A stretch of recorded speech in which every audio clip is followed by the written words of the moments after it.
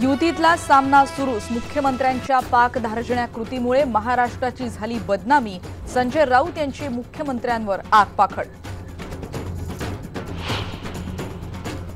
कल्याण डोंबिवलीत रंगणार नवा सामना. शिवसेनेच्या उमेदवारांविरोधात 27 गाव संघर्ष समिती उतरणार रिंगणात.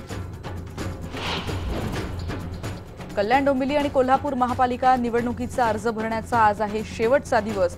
पितृपक्ष कालच संपल्यानं उमेदवारांची उडाली आहे झुंबड.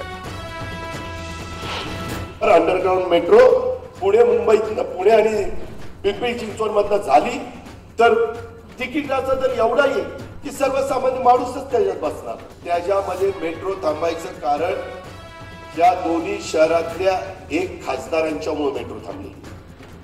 पिंपरी चिंचवडसाठी महत्त्वाचा मेट्रो प्रकल्प केवळ एका खासदारामुळे रोखला गेला. अजित पवार यांचा गौप्यस्फोट.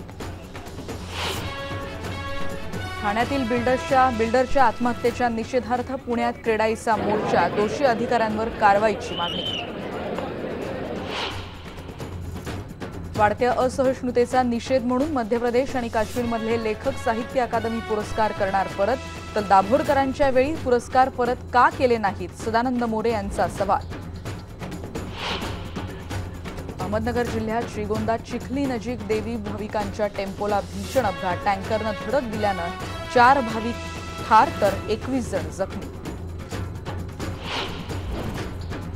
आजपासून आदिशक्तीच्या उत्सवाला सुरुवात. कोल्हापुरात देवीच्या मंदिरात झाली घटस्थापना. आणि युनिसेफचा ब्रँड अँबॅसेडर सचिन तेंडुलकरनं कोलंबोत मुलांना दिले स्वच्छतेचे धडे. मुरलीधरन सोबत मुलांना शिकवलं हात नेमके धुवायचे कसे.